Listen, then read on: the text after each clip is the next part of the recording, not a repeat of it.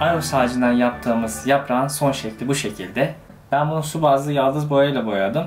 Biraz daha sonbahar yaprağı olsun diye biraz da böyle kıvrılmış, bükülmüş sonbahar yaprağı yapmak istedim. Siz tercihinize göre natürel halde bırakabilirsiniz veya sadece bir vernik atıp bir kenara koyabilirsiniz. Bence güzel oldu. Umarım siz de beğenmişsinizdir. Kanala hala abone değilsen lütfen kanala abone ol, bildirimleri aç ki yeni videolardan haberdar ol.